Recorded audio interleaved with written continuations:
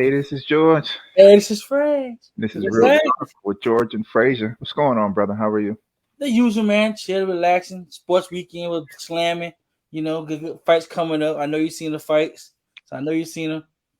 You know. So we will talk about that after the guest because I got a lot to talk about with that. Oh, we got a champion came on the show. Represent, baby. No doubt, no doubt. Yo, let's get right to it. We have another great show on with us. We have Mr. Miguel Tejada. Welcome to Real Talk. Hey, how's it What's going, up? guys? Like, where are you? How are He, you? he got a half beer game going. He got a half the beer game going. See that? He with the whole thing of half. It's like, yeah, I got my little startup kit. Definitely dig it, man. Definitely Yeah. dig it. I like the soul patch. I definitely like the soul Thank patch. you very much. Thank you very much. So what's going on, fellas? How's everything? Not much. Doing good, man. Definitely doing good. Definitely doing. It's getting colder here in Jersey, Fraser. I hear you laughing at me. I got his t-shirt on. Yeah, man. I got a jacket. Definitely all good. Miguel, listen, man, thank you for coming on the show, man. Tell the fans and listeners a little bit about yourself. Every time Fraser and I try to do this bio thing, man, we mess it up. We kill it. Well, Torture. thanks. All right, yeah. Thanks for having me on your show, man. Fraser and I go way back. Fraser had me on asked me to come on the show to talk a little bit about. Well, my background is basically in law enforcement. Thank the Lord, all glory be to God. Graduated law school also in 2019 FIU. I'm a Panther. And Fraser wanted me to come on the show with you guys and discuss a little bit about, the common things that are going on nowadays, especially with minorities and so on and so forth. So I said, I come on the show, not a problem. There's people that need to get a little bit more education because that's basically what's hurting us nowadays is lack of knowledge, and not being empowered to what we can and can't do, and that's one of the biggest issues that we face right now. As Yes. Black Definitely. and Hispanic growing up, but basically minorities, Absolutely, no doubt about it. I mean, I'm glad you mentioned it because, Fraser and I always have these kind of conversations, but we agree 100%. It's a lack of knowledge. And it's just, how do I say this? We're actually being killed because we don't know any better. Like, Yeah. And it's heartbreaking. It's truly heartbreaking now because you can watch it on a live event like Facebook Live where somebody's being shot and killed. You know what I mean? And we out there marching in the street, but we're not getting like the right information that says, okay, this is what you need to do to survive. So let's start from there. If it's a police altercation, if it's a pullover, normally then I'm sorry to interrupt you on that one. Let's just take it back a step. Being a former police officer myself and pro police, okay, I have to say that I am very much pro police and stuff like that. However, it does not change facts of what goes on out here. A lot of police officers wear a badge. They don't deserve to wear a badge. Facts are, if you have a badge and you're afraid to do your job, you should give up the badge. Mhm. Don't wear a badge to be an abusive person and think that you're above the law. You're not above the law. You're here to enforce laws. Okay. Right. You work for the people. However, we allow police officers to do what they do. And then we want to turn around and play a race card. Oh, this happened to me because I'm black. Oh, this happened to me because I'm Spanish. No, it happens to you because you're not familiar with your laws and your constitutional rights. Right. Okay. Knowledge is power, my people. Knowledge is power. If a police officer, and again, I'm pro-police, if a police officer does not violate your rights in one way or another, he or she'll never have an arrest. Let's be honest about this, okay? However, it does not change the fact that they have a job that they have to do. There is law, orders, and principles. That wasn't established by man. That was established by God. You know what I'm saying? Those principles are established. Now, did we construe it and make it work for our benefit? Yes. Yes. Do a lot of people behind the badge and the gun abuse their power and their authority? Yes, they do. Right. That happens because lack of knowledge. All right. Although that's not a crime, it should be because lack of knowledge is hurting us out here. Mhm. Yep. Okay. We're quick to say, oh, this or that, or this, hold up cards and hold up signs and stuff. I don't want to get too much into that area, but we want to hold up signs. Black lives matter. This matter. All lives matter, people. All That's lives right. matter, because That's we right. want to rally and turn around and get upset with each other. All right, when a white cop kills a black man, or vice versa. Okay, is it unfortunate for us? Yes, because they're stereotyping us based on the color of our skin. All Mm-hmm. right. So, but do we bring some of that on ourselves?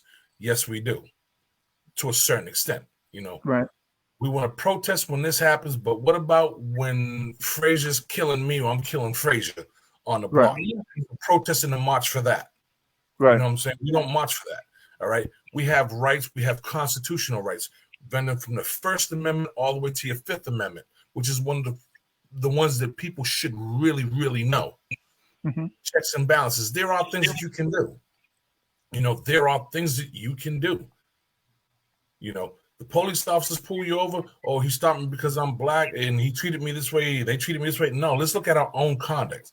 This is what we have: amendments. First Amendment of the Constitution. I ask a lot of my students, what is simple, basic history to what we should learn in schools. All right. And sadly said, fellas, a lot of them don't know. Mm-hmm. A lot of them don't know. That First Amendment of the Constitution is basically there for checks and balances between a civilian and a police officer, basically, if you want to look at it realistically for what it is. Freedom of speech, the right to say what you want to say. Freedom of press, go live on your phones, on your cameras. If you get pulled over by the police, go live. You have that right. Right to gather, right to religion. You know what I'm saying? You have all these rights, but we don't use them. Well, Then let you have. me follow Go up ahead. with that real quick because you said we don't Yeah. use them. I've seen situations where a phone has been pulled out and it's antagonized the police. Don't record me. Regardless of the fact that they're wearing body cameras that are recording the situation, get that phone out of my face. You even have to tell my son's a teenager now. So it's like, okay, he's giving you a direction, so you have to follow that direction and make sure you have your hands where he can see him at all times, so he doesn't use that as an excuse. Oh, I saw him reaching for something, because my son is almost as tall as I am. Even though he still has a immature face, he doesn't look like a man per se. He's 13, but looking at him from a distance, it could look like there's two men in the front seat. You see what I mean? So those are the things that are scary. How do we get past that? But just that one scenario, because I've actually Okay. seen that happen. Get I'm that glad. camera I'm out glad. of my face. I'm glad you brought that point up. Yeah. Because again, under your First Amendment of the Constitution, it tells you that you have a right to let's say it tells you have the right to media and to press. Okay, Mhm. by you going live, media, that's actually media and press right there. Okay, so if you was to get pulled over, the very first thing that I'm going to do is I'm immediately going to go live, because there's a time gap there between the time that you get pulled over, that he gets out of his vehicle and exit comes to you, right? So basically, I'm gonna go live and I'm gonna say, "Hey, guys, I just got pulled over.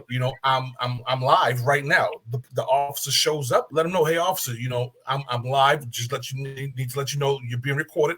I would appreciate it if you turn on your body cam as well, because that's public access. People have access to that, but because they have no knowledge of that, they're not sure what's going on, so they don't know. So, like I said, if you don't know something, it can hurt you.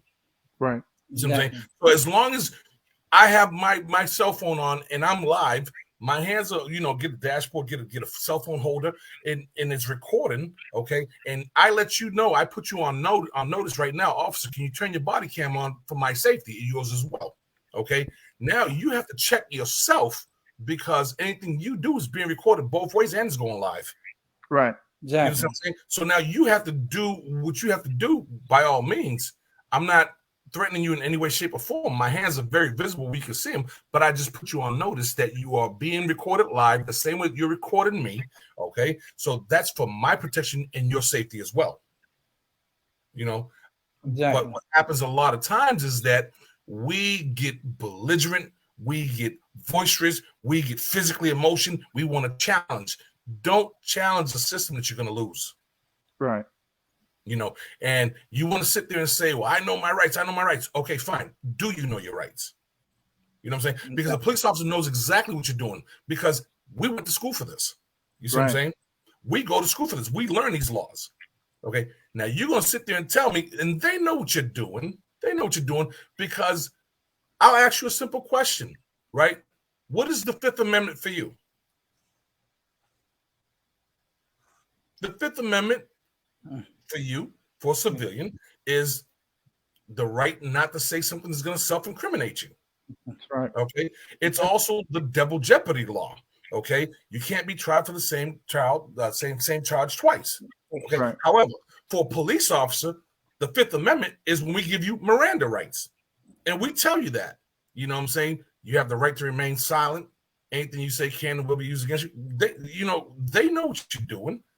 So then when you start exercising your rights, checks and balances, you got to give them their due diligence, got to give them their respects. You know what I'm saying? But it doesn't mean that you have to sit there and become a target, have a target, a pink target in your back. One of the perfect examples that I can think of, basically, I want to say this happened on or about, I want to say July 7th of 2016 in Minnesota, Castillo Brown. Girlfriend's driving the vehicle.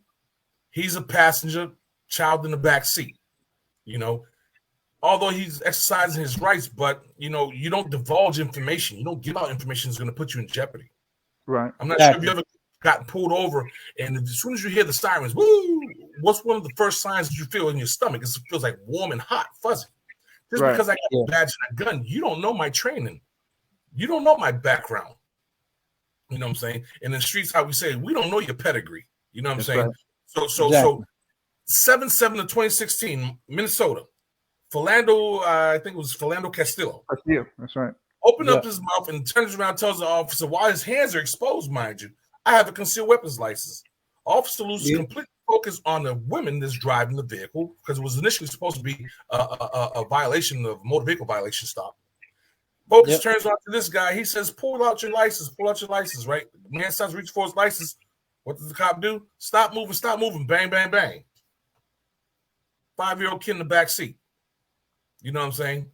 These are things that people need to start understanding. Unless you are being asked a specific question, don't volunteer information. Exactly. Keep your hands up with it, see it, and comply. No, I definitely understand that because a lot of rules that I teach my son, even when he was 9-10 years old, is whatever a police officer tells you to do at that moment, he has the right to ask you for whatever it is he wants to ask you, so you have to comply. You see what I mean? It does that now that is true to a certain extent, okay? But I also have rights too. You also have rights too. I can't just come up to you and tell you to do something just because I'm wearing a gun and a badge. You need to understand this. You see what I'm saying? However, they do have a right. Let me make sure we're perfectly clear on this. They do have a right because they have a job. However, I don't have to do your job for you. You know what I'm saying? I'm not going to say something that's going to incriminate me. Right. This is all I'm trying to say. If you get pulled over for traffic, I hate that word routine because nothing's routine. Exactly. Right. One of the biggest, most dangerous thing that a police officer does in his entire career is stop a motor vehicle. We don't know who's in this motor vehicle, what's in this motor vehicle. You're a murderer, raper, just murder somebody on your way to murder somebody, has a car full of ammunition. We don't know. So that's the most dangerous thing that a police officer does. So we're always going to be on our P's and Q's. You know what I'm saying? Right. However, at the same time, if you came up to me, I tell people, hey, have your driver's license, registration, proof of insurance in your hand. Hold your hands out the window. You know what I'm saying? You have a right to know what you're being pulled over for. The law turns around and tells you that as a police officer, I'm supposed to let you know forthwith upon you putting that information in my hands what I'm stopping you for, or I'm going to tell you, sit tight, I'll be right back. And when I come back with a ticket or whatever, I have to tell you. Right. Okay? A lot of people want to sit there and challenge it. Oh, what you stop me for? With an attitude. You see what I'm saying? But that doesn't necessarily mean that just because you're a police officer, I just got to jump. No, bro. I got to give you that due diligence. I got to give you that respect because you're doing a job. And again, like I said, that is something that comes from the beginning of time when God himself created the laws. Right. Now man turned that around. Again. Are we treated indifferent because of the color of our skin, because of how we act? Yes, we are. So therefore, we should be even more careful when you're Right. being stopped. Exactly. Know your rights, exercise your rights, and not just, oh, I'm gonna fall over because you got a gun and you got a badge. And no, it doesn't work like that. Because let me see, right here, anything I say that you did with this right here, you did. Yeah. You know what I'm saying? And that's one of the things we need to wake up on that. Right, I definitely agree with you, but also I would like to ask you the question about when he says gun permits, because he was like, back to that situation. He said Yeah. he has a gun permit, a concealed permit. In New Right. Jersey, we have some of the strictest laws when it comes to gun permits and buying and purchasing and things of that nature. And I know of another case where uh, the police went into the wrong house. All right, and they knew Yeah. after they had ran the record that the supposed house that they were going to was a person who was a gun owner. So they just didn't knock on the door. They kicked the door down and they ran all the way in, like because they didn't know what to expect Yeah. from this particular person, but they went to the wrong house. You see what I'm saying? And that caused a whole lot of things because I feel like if it wasn't if my record didn't say that George Bowley was a gun owner, they would have knocked on the door. But because they said it, they didn't even give me the benefit of the doubt to say, gentlemen, how can I help you? What are you here for? They just knocked it down like it was rah-rah time. You know what I mean? And Yeah. how how would you suggest we handle that? Because I know a lot of people of color that I've talked to now, even where I live in Jackson, they're just like, we get gun permits, we get shotgun permits because we live in a Republican district and everything that's happened in political specter, people coming up to you saying what they want to say. And I'm just like, you know, I'm not getting any permits because I know how to do a gun disarm. You know what I mean? So I'm gonna Yeah. take Yeah. theirs and use theirs before anything else because Exactly. my my family lives here. I can't risk somebody kicking down the door just because they're afraid of this big dude that lives in the house. See what I'm saying? It's tricky for me. Now again, that all is gonna fall on what was the reason for them going there in the first place. Because the fact that you have and own a gun, are you violating the laws? Is that a privilege or is that a right? You understand what I'm saying? That Right. falls in your Second Amendment of the Constitution, the right to bear firearms.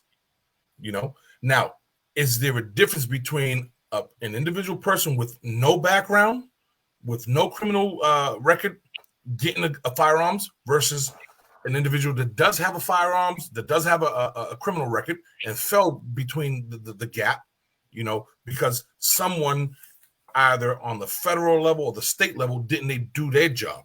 You know what I'm saying? The military discharged a person didn't care to put in his or her record that they were mentally unstable. You know what I'm Right. saying? So we can't just turn around and fault everything for on guns. Oh, guns kill. No, guns don't kill people. People kill people. People would right. Exactly. I know very much about the New Jersey laws, New York laws, and Boston laws because I'm originally from Boston, New York, and in areas. So we have very strict gun laws up there, as opposed to, Florida. Florida is a state where anyone can just get a gun on a driver's license. Yeah. And and it's ridiculous. Now, the background checks need to be conducted. You know what I'm saying? And people need to do thorough background checks on individuals, and not just issue licenses like it was hotcakes at IHOP. Exactly. You know what I'm Exactly. saying? Although you're entitled to get one because it's your right. However, there's this process that should be done because we want to turn around and again, I stress this a lot. Oh, we have this many people being killed by guns, this many people being killed by guns. Now we want to turn around and fault guns, right? And say that it's abuse of guns and it's no. Let's take the fact as to how many, on a scale of 100%, how many of that gun violence was legitimately by legitimized concealed weapons holders, right? Hmm. Who were being victimized in their properties. All Right. right. How many of that was gang related shootings? How many of Right. that was suicides? How many of that was lawful shootings by cops? Hmm. How many of that was, suicide by cops? You Hmm. know what I'm saying? You can't just categorize it as gun violence. Exactly. You have to break it down because a lot of people purchase guns, sadly said, to take their own lives. Yeah. So, You're right. and again, one of the things that you asked about, if that was someone that we're looking for, okay, there's something that's called, we did our due diligence on this person. We did our research on this person. We already got hits on this person. We know this person's there. We seek a warrant, a no-knock warrant, and we're going to go down there and kick that door down. We don't have to announce ourselves. Mm-hmm. We do it out of courtesy, knock, knock, knock, police search warrant, and we kick the door in, whatever the case may be. Understand? However, the fact that they kicked the wrong door down, that's bad police work, if you ask me. Exactly. That's bad police work. Another case in point too was that the female officer, that kicked down the door to the brother's house, claiming that she thought it was her house, and she shot the man dead in his own house. Right. Or the other one that shot the other guy. Oh, I mistaken my gun for my taser, but I've been on the force for 26 years. So you mean to tell me you've been on the force for 26 years? You don't know your right from your left? You don't know your taser from your gun? Are you serious? And then they turn around and feed us that nonsense, and we buy it. Yeah, that's true. And then we want to turn around and again talk about racism and all this. People, do your own research, be your own individual, stand your own feet, do your own research. Again, media keeps racism alive. Exactly. If you listen to the media, you're misinformed. And if you don't listen to the media, you're not informed at all. Right.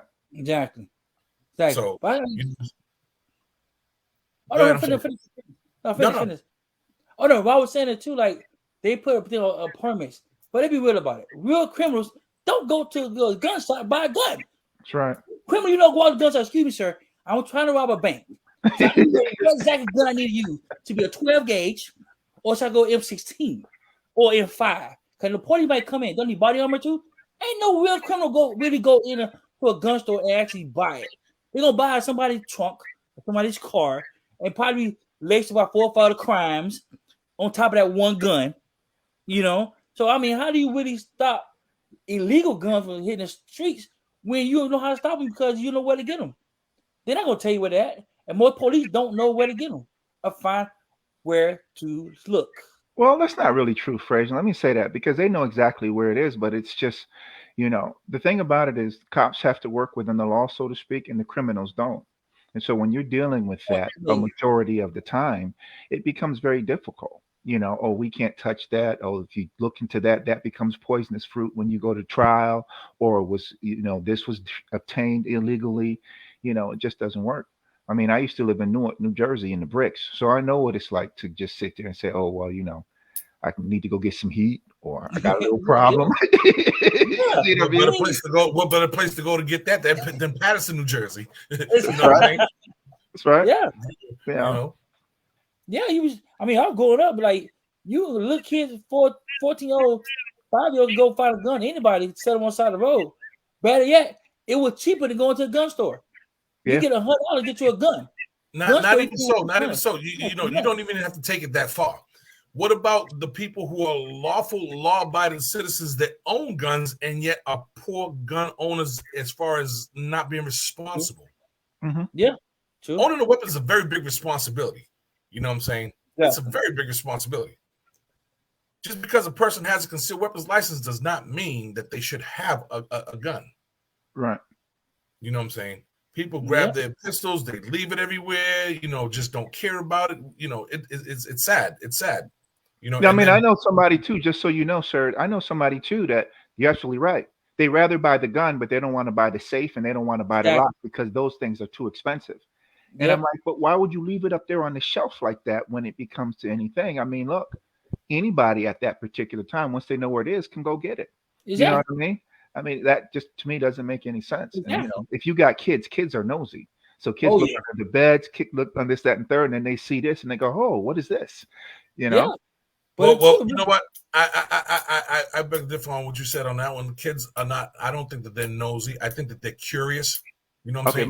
My kids are nosy. The more that you try to hide something from them, right?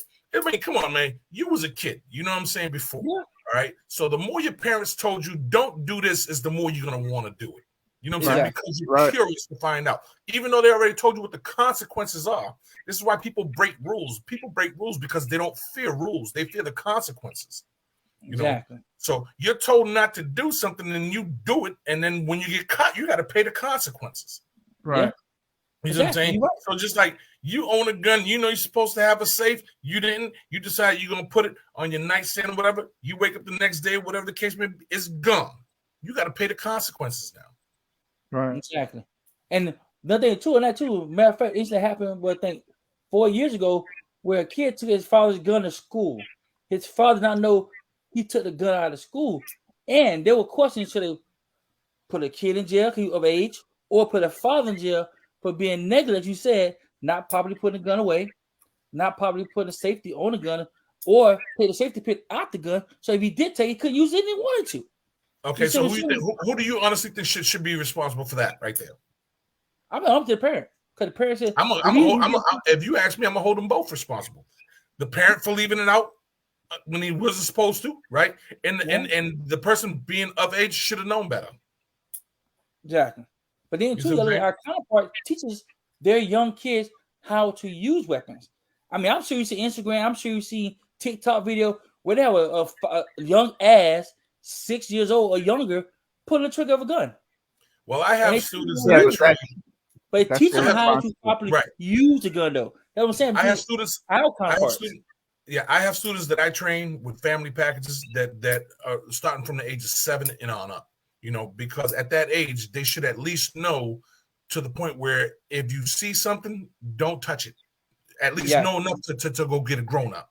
You know what I'm saying? And if you had to handle it, you know how to safely hold it by the butt end of the pistol and put it down. But those are one of the things, like, there's little kids that grab guns and playing. There was a situation not so long ago where a little 5-year-old grabbed the gun and killed his father. Yeah. Shot him dead square in the chest. You know what I'm saying? And why? Father left the pistol down. Kid knew where it was at. These are things that when you're going to go home, you disarm yourself, you're going to put it up in a safe mode, you should be by yourself. Right. No one in the house needs to know. Right. Exactly. I mean, I'll tell you, when you hide it, nobody should know where you hide it. But somebody, a secondary person, just in case you're not there and a intruder breaks in, yes, your wife or somebody to know where it's at. Well, somebody said excuse where they say where there's kids to know where the gun at, so they can get the gun for the parents if something that happen. Because it'll be honest, kids are most likely to hide better than adults. Let me be honest with you. That is true. So somebody just commented. My niece actually commented that there was a child that actually killed his mother while she was actually doing what we're doing right now, a Zoom meeting with a gun. Obviously she left it out there. Right. And curiosity, they said they made the same for a reason. Curiosity killed the cat. Exactly. The cat all night gone. Was that fast? Let me also talk about that too as well when it comes to curiosity, because we have Second Amendment absolutists in this country that feel like everybody should be able to have a gun because of the Second Amendment, and then we have people on the other side of the spectrum that feel like only law enforcement, or maybe we should take a European approach like England or France, where you have a special skill set to where you're required to have a firearm. I feel like firearms have made everything just a little bit too easy. When you have a gun, I mean, even when I've held a gun, I just feel like, oh wait, hold on, like poke out a little bit. You'd be like, like you get those beer muscles, so to speak. You know what I mean? Like, wait, hold on, I got a little power here, but the psychology has to change differently, because that's you can't come back from that. Like you were talking about responsibilities, you make a mistake with that, that's forever. Even if you don't kill the person, you're going to be maimed. You have to deal with that scar, that pain, anything else that particular weapon does while it's in your possession, you're responsible for. And that's just really like a weight I wouldn't even wish on anybody. Exactly. All right, so I'm glad you brought that point up, and I'm gonna talk about that. Want me to tell you why? New York, Boston, and Jersey, for an example, right? You want to obtain a license to carry firearms, it takes an act of Congress, basically, and you have to jump through hula hoops to get one. All right. Mm-hmm. You have to go through firearms training. You have to become a member of a gun club. All right. Your license is restricted.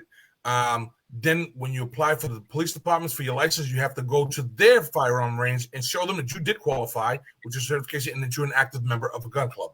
All right. Then they'll qualify you because then is when your background starts. Okay. As opposed to Florida. Florida, I know you, George. You know Frazier. Frazier's an instructor. I'm just going to pay him. He's going to give me a certification and you got a license. End of story. But now here's the icing on the cake. It backs up to what you were saying, liability. I get a gun, right, and I feel like I'm empowered. I'm good, right? Yep. Because no one told me about the consequences that are going to come back behind those actions if I use my gun in a felonious manner. That's right. We have 10-20 life law in Florida, okay? If you use your gun in a felonious manner, your life is not in jeopardy, that's exactly what you're going to get, all right? Yep. As long as you stay under the statutes of Florida 776.012, which is use of deadly force, you're going to be all right. All right? Because you're going to know when you're properly trained. That's the difference between a person who's not trained versus a person who's properly trained. When you are trained, you know the consequences and you know the responsibilities of owning that gun. So you already know that you're responsible for every single bullet that comes out of your gun. So you're going to take precautions. You're going to take safety precautions. You're going to do everything you have to do to make sure that when you use it, you're legitimately using it. Right. You know, not just going to be out here and flashing guns and displaying guns. Okay. That's one point of it. The second point of it is that the Second Amendment was put there for us, for everybody, you know, to have something to be able to protect yourself. Okay, look at what they did to us back in Europe. Somebody mentioned Europe, right? Yeah. Back when Hitler turned around and deprived the Jews from having guns to protect themselves, right? What do we have after that? Mass genocide. Right. After they disarmed us, they killed us. Okay, right. So we can't have that. Exactly. That was put there because weights and balances. You know, if you have nothing to defend yourself, you're a target. If everybody's armed, right, then what we have, the Wild Wild West again. Right. Exactly. At least that way there, the crime may reduce down a little bit more. You know what I'm saying? Because now no one knows who's carrying a gun. Right. Okay. Exactly. Because Florida has a concealed weapons law. Texas has an open carry law. You know what I'm saying? Yeah. Open carry, I think that's just my personal opinion. I don't see open carry unless you're working, unless you're an officer or you're security armed. I don't see open carry, you know, because open carry can be very dangerous and it can hurt you. You know, you're walking down the street, you're open carry and you're not paying attention to what's going on behind you. Somebody comes, knocks you in the back of the head, you got a gun out in the street. Exactly. And that was my point when I was talking about disarming. I think North Carolina has open carry as well too. And I think they have both. Okay, you have a gun on your hip, it's wide open, and you're not paying attention to what anybody's doing, you know. So if I had now, I'm taking hits. You see what I mean? It's just so easy because it's right out there and open in the street. Yeah. You know? Exactly. And it's just I want to say it's crazy, but to me it's just like, you know, if I was really an evil person, it would just be so easy, you know, just so easy. But look at and again, you don't have to even be evil. You know what I'm saying? It's just that curiosity is going to be like, you know what I'm saying? And somebody may want to come in and they just want to touch it. Exactly. You know oh, it's so cute. You know what I mean? Is it pink? Is it yellow? Oh, it's a cute little. Can I hold it? Can I hold my hand a bit? Can I see what it look like? Can I put? I mean, it happened. Believe it or not, I see people actually dumb to ask somebody, "Hey, officer, can I hold your gun and look at it?" No, it's not that, Fraser. You know, my brother-in-law is an avid gun owner. He's always at the range and everything, right? And when we're going down to Georgia in Christmas, he's just like he plans on showing us everything. And so I'm that dude. I'll be in his basement, be like, "Ooh, let me touch that. What? Let me hold the weight on that. Let me see that. Let me do that. How's the weight on that? Is it? You know what I mean? Like I'm laughing because that's me. You know what I mean? But like, you know. And then we have, even in our own families, you know, we have nieces, nephews that can be extremely nosy and want to touch everything and stuff like that. So you got to be extremely careful when you have them, you know, because one of the last things that you have to, you know, that you want to see is one of your loved ones comes and visits you on a holiday or something, and then they accidentally get hurt because you have no responsibility with your weapons. You know what I'm saying? Absolutely. There's Exactly. no doubt about it. No Yeah. doubt about it. Let me ask you a question though. Like some countries don't even have guns, and they still manage to keep the laws reasonably respectable. Look at England. Look at some Caribbean islands, Jamaica, Bahamas. They use sticks, and My they very man, my effective. man, my man, my man. If you have nothing to defend yourself against me with a gun, you're gonna do everything I want you to do. Right. You see what I'm Right. saying? Because basically, in a sense, it's like I'm thinking for you. I'm telling you what you can do, what you can't do. You know what I'm saying? But then again, different cultures. This is why it's very important also to learn Yeah. other people's nationalities and other people's cultures, because There you there's go. certain things that is offensive to an a person from Arab than a person from Puerto Rico, a person from New York is Right. offended for something that a Chinese person may do. You know what I'm saying? But when you at least take a little bit of time to educate yourself in someone else's cultures, especially if you're doing a job as a police officer, that's very important, which is one of the topics that they should teach in academies, by the way. You know what I'm saying? Right. It's coaches. You know, if Exactly. you're going to be dealing in a predominantly Haitian area, then you should at least get yourself familiarized with that culture. You know what I'm Right. saying? Exactly. It helps you out in the long run. Well, let Exactly. me But ask you that because that's also, not to cut you off, but that's also been the complaint for a lot of gun right advocates is that the police that are in the ones that are doing the policing, should I say, they're not familiar with the cultures. So what you see is a white person from the suburbs policing in Newark, New Jersey. So Yeah. he's skittish with everything that goes along. You see what I mean? Or you see, I mean, I know in Newark, when you once you cross the bridge, you're in um, Portuguese Newark, so to speak. So they have police officers that speak Portuguese and just patrol in that particular area. But that's particularly rare because they have an entire Portuguese community in Newark. If you've ever been to Newark, New Jersey, and you go the other side of the track, that's the Portuguese side of Newark. Compared to the other side of the track where it's black and Hispanic and everything else. But how do we get to that? To where we get more policing, our police in our communities that understand us, because I feel like a easy, lot of times those actions really are just knee jerk easy. reaction. But I mean, it's easy if you ask me. This is just only my opinion. No disrespect to anybody.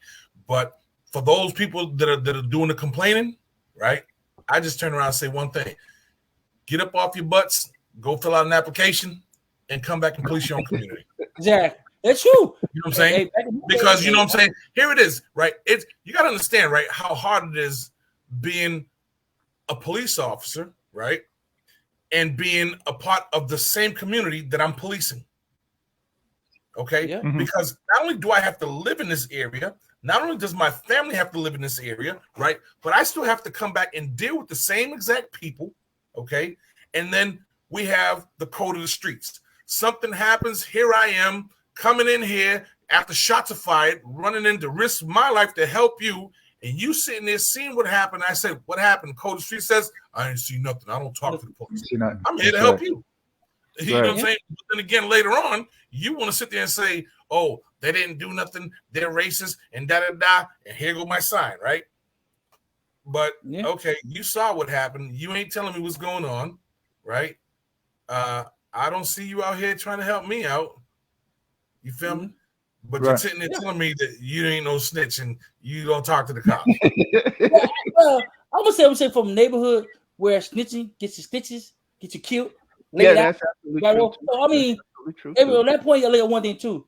The police don't protect you once you tell them. So it's not like if I tell you what's going on, who can protect when Joe Blow around the corner who heard I snitched? Who can protect my family from that person retaliate on me for snitching on him and he had to go to jail for that? Or At his the end of the cousin. day, though, but at the end of the day, you got to understand it too from a community's perspective. And again, because a lot of cops, and I said a lot of cops are shady, right? I think that a lot of this, forget about all this roaming around. Let's take it back to old school policing.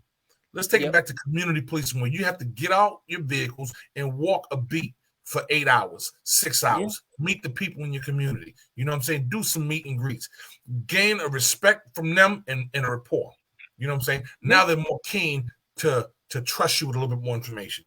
You know what I'm saying? Right. Because they see that you generally care about the community and what's going on. You know what I'm saying? Exactly. You want to become a part of the community, not a part of the problem.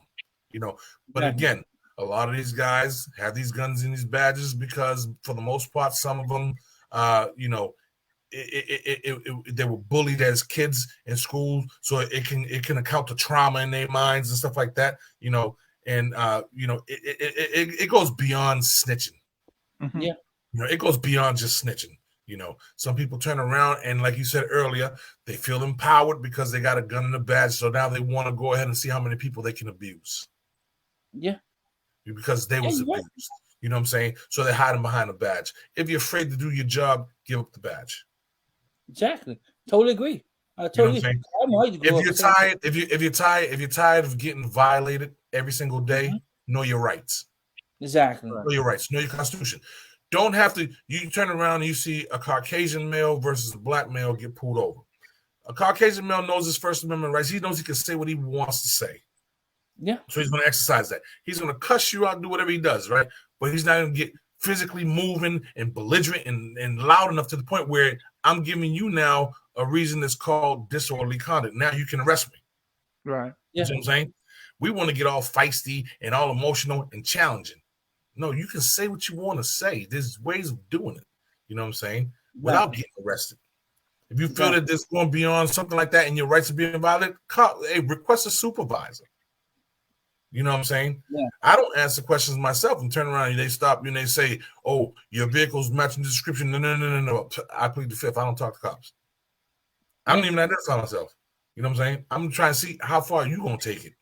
But one thing that I am going to tell you, I'm going to check some balances. I'm going to turn around and tell you are live, and I need you to turn your camera on because I want to see how far you're going to take this because that camera is public access in case I have to come back and sue you in your department later. Exactly. I have access to that camera and to that footage. You see what about those police officers that understand that and they know ways to obstruct the camera? You know what I mean? There is no way to obstruct it because you can't edit that camera right there on the spot. You know what I'm saying? No, I'm talking about where they put things in front of it, or they have a clipboard or something like that. You know what I mean? Like they have ways to obstruct it to where the point they have to explain that later. Or if you see that happening, be like, you're blocking your camera, sir. Can you please not do that? Exactly. And they're blocking it, but yours is recording them too. Right. It is even simple. You know, they got those dashboard cams that turn 360 degrees. Get yourself one of those. Right. Yeah. True. You know what I'm saying? Those they got some real nice cheap ones, $30-$40. You know what I'm saying? They what you call it? They write in your dashboard. They have video, audio. You know what I'm saying? And by the way, somebody just made a comment about this says, but they turned it off accidentally. No, you cannot turn those body cams off accidentally. Especially the ones that are set with the departments. In the departments, all the video dash cams of motor vehicles and the cruisers run 24/7 nonstop. Your body cam dash in training, we're taught you turn it off when you get inside the vehicle, and as soon as you exit the vehicle on a stop, whatever, that camera should come on. You should turn it on automatically. That's part of your training. So there's no excuse as to, it came off, or we didn't know. No, there's no excuse. You know. Yeah. Right. Okay. So let me ask you a question though, because I see this also happen a lot, where you see one of your loved ones getting arrested, and you go over to get aid to the person. Hey, officer, you doing me too rough. You being too blizzard. You hurting them, and officer you step back, and you don't step back, and now officer automatic turns on you. Now, how do people avoid that? Because that's been lately. What you do is, I would say that the best way to do that is, again, if you have a camera, record it. Just, don't do anything stupid. Don't try to approach the officer. Don't infringe in the officer doing his or her job. Just record it. Especially once the handcuffs go on, all that roughness and all that stuff needs to stop. And record that from that point out.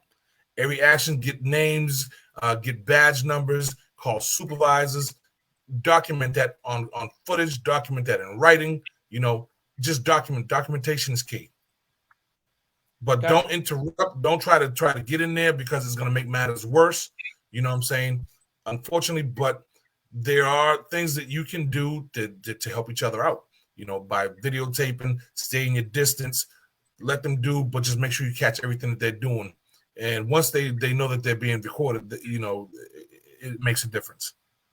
So let me go back on that one. I've seen instances where that's true. Try to confiscate the phone from that person. Yes, I was just And ready Can't to do say that. that. Right. You ready to say that, I'm an Fred? officer. Can't do Exactly that. what Can't do I'm that because saying. now, you know what that's called? Because you do have a right to do that, right? As soon as the officer turns around and does something like that, that can be considered strong arm battery, strong arm robbery. I didn't know that. Just because he has a badge doesn't. You got to look at the laws in your state. Does the laws in your state, is it illegal? Is it against the law to videotape someone? I mean, if you're videotaping them in a manner that's, you know, with an intention of doing something that you're not supposed to do, you know what I'm saying? But the mere fact that you're recording a police officer in within the scope of his or her duties is not a violation of a law. It's not a crime. So for an officer to come up there and tell you that he or she does not want you to record them, they're doing something illegal. They're trying to violate your rights. If they're doing their jobs, they have no. Please record me because that's for my benefit. Please record me. Exactly. You know what I'm saying? But what's the difference? It's like saying you had your camera and you have your camera on me, and he's a police officer, and George is a police officer standing right there. If I came up to snatch your camera from you, your camera is over $250, right? Yeah. It's a felony, right? In the state of Florida, anything over $350 is a felony. All right. And I forcefully took it from you. That's strong arm robbery in the presence of a police officer. That's an arrestable offense. Yeah, but okay. Now I got to say something. I'm sorry, I didn't mean to cut you off. Go But ahead. you're talking about your partners snatching my phone, and you're going to arrest your partner. It's too theoretical. It never happens. I've seen Okay. police officers But you know what? somebody's phone from their hand. Not You know to cut you off. the beauty part. You know the beauty part about that, George. The beauty part about that is that Frazier was your family member. He's sitting there. He's recording it too, right? There's a place called Internal Affairs. Nice. Yeah. Internal Affairs is the police for the police. You see what I'm saying? So you strong arm, bro. The same thing. Why is the laws good for you and they're not good for me? If you're here to uphold the laws, you're not here to break the laws, correct? Correct. This is why within departments, we have a department that's called Internal Affairs. If you violated the law, you violated your oath of that badge, right? I got powers. I got sources I can use. It's called an attorney and summons and subpoena that video footage, right? And I'm taking that to IA. Exactly. Okay, because IA is going to come back and investigate you now. Okay, so let me tell you that part. What about the real pitch though that the cop, retaliate on that person who reports him to IA?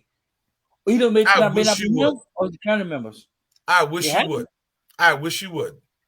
You know what I'm saying? Because like I said, hey, IA is there just for that. Hey, IA. And now watch this, George, because you mentioned because your friend's going to arrest you. That yeah. Internal Affairs is the department within the department, right?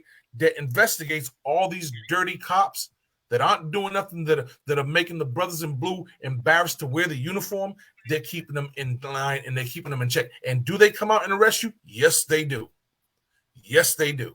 You know what I'm saying? So there are other methods other than sit there and argue with you and challenging you and stuff like that. No, I'm not going to go there. I'm going to take down that badge, that name, that number, your supervisors, all the information I need. I'm going to make sure I record it and everything. There's going to be more than one phone recording. All right. You can't take them all. Okay. And here comes my report. And guess what? I is coming for you. Because I know just from personal experience, I've actually walked up to a cop and he was doing his duty. I just wanted to see to make sure that it wasn't my son or somebody that was being arrested or being disrespectful to the cop. And his partner, just because I'm a bigger person, I work out this, that, and the third, and I'm a big body moving. You know what I mean? That he just almost stopped me in my tracks and literally had his hand on his gun, like, "What are you doing?" And I'm like, "Whoa, wait, hold on. I just want to see if my son is over there." That's it, But I'm not a threat to you, and I had to say it loud. I'm not a threat to you, nor am I threatening you, because, like I said, he literally put his hand on his sidearm when I started moving. So for me, I just to how do I say this? For my safety, I don't even do that anymore. I'll pick up the phone and call my son to see where he is or if he's in that commotion. I don't even walk over there because I feel like that could be an excuse too. You know what I mean? You see a guy who can handle himself and you'd be like, well, what's he coming over here for? Or this, that, and the third. I mean, I understand what you're saying, sir, but it's just like, what I live, it just doesn't work like that. You know what I mean? Like I've heard. Like I said, again, it doesn't work like that, but it does work like that. It doesn't work like that if you don't know your laws and you don't know what you're doing and how to confront.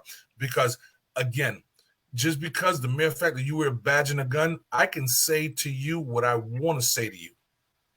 As long as I'm saying it in a cool, calm, collective, non-threatening manner, there's nothing you can do about it. Plain and simple, because I'm protected with the First Amendment, Constitution of the freedom of speech. I can say what I want to say. Now, if I'm all irate, yelling, hollering, and screaming, and I cause the lady across the street who walking her dog, whose name happens to be Karen, right? And Karen stops, she's about to pick up her dog poop, right? And in the midst of that, I'm acting a fool, waving my hands and yelling and screaming, and she has to stop to look. Now I just gave that officer a right to arrest me. That's called disorderly conduct. Right. If anybody's going to be disorderly, right, let him or her be disorderly because they're pissed off because I'm being so nice, kind, and generous. Right. Exactly. You know what I'm saying? I'm not making no movements in any way, shape, or form that's threatening, you know what I'm saying, which would justify him or her to feel that their life is in danger, that they would have to, put their hands on the guns, especially if I'm out in the open and you can see my hands clearly. Exactly. Right. I got one for you. They have a little for you too. We call it a red flag. Like say you had incident with officer before, and they put in the system you have a red flag. So if you get stopped, You do what? By themselves. Red flag. Red flag where they stop you, but they won't actually get out of the vehicle till 4 or 5 other cops come to actually initiate the actual stop.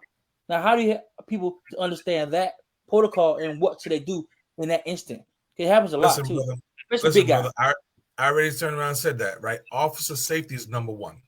Mm-hmm. My safety is my first number one concern. I want to go home to my family the way that I came home. And again, 98% of the most dangerous thing the police officer does, again, is pull over a motor vehicle. Mm-hmm. We don't know what's going on. Back where I'm from, we have two-man units. All right. Here in Florida, we have one-man units. You know what I'm saying? So especially at nighttime, for my safety is my concern. You know what I'm saying? I'm not going to just get out of a vehicle and approach one vehicle that may be occupied 2 times or 3 times by 4 or 5 other people. You know what I'm saying? No. I'm not going to do that. I'm going to I'm going to revert back to my training. I'm going to call some backup. I'm going to let them know year, make, model, vehicle color, tag number, and how many times is occupied. That's what we use back in Boston. It's occupied 4 times by letting you know it's 4 people in the vehicle, so on and so forth. You know what I'm saying? So I'm not going to approach that till I got an even number of people. And guess what? My gang is going to be real big. So, you know what I'm saying? So you'd be an idiot and a fool if you want to challenge that. You know what I'm saying? Absolutely. Exactly. So that's the reason for that. It's not, and again, it's nothing personal. It's just safety comes in numbers. You know what I'm saying? And the more people there, it's going to be hard to say to try to do something. So that actually works for your benefit and your safety as well. Right. True. Right. So I want to tell everybody about the company you also want a security company. You want to do other things. So tell me about that also. Why you went to being a security from police officer. Right. Consultant. I have a company that's called Embassy Investigations and Training Academy. We train some law enforcement. We train security. We train private citizens and firearms, safeties, concealed weapons, security licenses, D&G, annual renewals. One of the things that made me go into that field, and sorry to say, but not for nothing. Again, I'm pro law enforcement, but there is a lot of things that I've seen here in Florida with the training, and to include a lot of the officers, which it's sad. It's sad. And, again, all the glory be to God, combination of the knowledge that he gave me from Boston, where I'm from, B-Town, BPD trained, number 1 in the nation. You know what I'm saying? Got to throw that out there, combination of that training, combination with the stuff that we did in lateral trainings here in Florida, and it's been successful. It's been successful, working with the court systems also, as you're aware, Fred, and put a combination of all that. And we come up with a training that the state of Florida, they saw the curriculums and they loved it, and it's been successful. So we've been training, and training for real. You know what I'm saying? It's one of these things where you come in and you're doing a concealed weapons class. By the time that we're done, you're going to be knowledgeable of the state statutes, state laws, what you can't do, where you can carry, where you can't carry, constitutional laws, your amendments. You're going to know all this. Right. But one of the biggest concepts that we teach over there is the power of your mind and how to de-escalate situations before you have to resort to your gun. Right. I believe that when you own a gun, again, you have to become the most humblest person in the world and always try to de-escalate a situation, leaving your firearms for your second and last resort until all your options are exonerated. You have no other choice in is a life or death situation, then by all means you have to do what you have to do in accordance to the law. Right. Yeah. Can you give us 3 things that we should be looking at or considering when it comes to a police stop? I mean, I've always had, like I said, the number one rule: make sure you're compliant when the police officer gives you a direction or an order. You comply with that order. But what are your 3 things that you think? My 3 things are this right here, right? If you're not dirty, you have no warrants, and everything is in order in your vehicle, you're not going to have nothing but a conversation with a police officer unless you mess it up. Okay? If you have no warrants, I'm going to repeat that again. If you have no warrants, you're not riding dirty, and all your items are in order, meaning your driver's license, registration, insurance, and everything is in order, you're not going to have nothing but a conversation with a police officer unless you mess that up. Okay? I turn around for officer safety, for your safety as well. Pull over in a nice, safe spot. If you have tints on your windows, roll your windows down. Turn your interior lights on. Go live. You know what I'm saying? Have your driver's license, registration, proof of insurance ready. Hold your hand out the window with those 3 items: driver's license, registration, proof of insurance in your hand, and boom, comply with the officer's request. Don't try to sit there and challenge it, because, again, if you have everything in order, you have nothing to worry about. You have a right to know what you're being pulled over for. Right. The officer retains when he or she wants to tell you. They can either tell you when you put the items in their hand, and they're going to tell you the reason we stopped you was because of A, B, C, F, G, or they're going to say, sit tight, I'll be right back. Okay? If you can't tell me, this is just me, if you can't tell me on the initial outset what you're pulling me over for, and you say those words, sit tight, I'll be right back, that should throw a red flag to you. Right. All right? Yeah. Because they're searching for something. They're looking for a reason to get in that vehicle. So, like I said, don't be combative. Comply. Show your hands. You know what I'm saying? Let them do what they have to do. You know what I'm saying? And they're going to go about their merry business, because the only thing that's running through his or her mind is getting home safe to their family at the end of their shift. Right. Again, if you mean them no harm, they're not going to mean you no harm. But don't be challenging. Don't be confrontational. Now, sometimes you can tell what type of stop is going to be because the officer's attitude and his or her demeanor. Again, you may have that one that has that chip on the shoulder. You may have one that's just straight about the book. You know what I'm saying? And honesty is key. Right. Gotcha. Right. But you don't have to divulge information that's going to hurt you. You know what I'm saying? Those are one of the things there. And if you're a license holder in Florida, again, those are things that we get into in detail in training classes, you know what I'm saying? Because it's very, very important. But at the same time, that you know your rights, and that you know how to distinguish when your rights are being violated, or when they're being challenged, you know what I'm saying? Or where the conversation is going. You should have a general knowledge and general idea, so that when you feel that, you know how to respond to those questions and not have your rights violated. Right. Exactly. Can you let everybody know your website for your training and how they can contact you? Give me a second. You going to wallet? You going to wallet?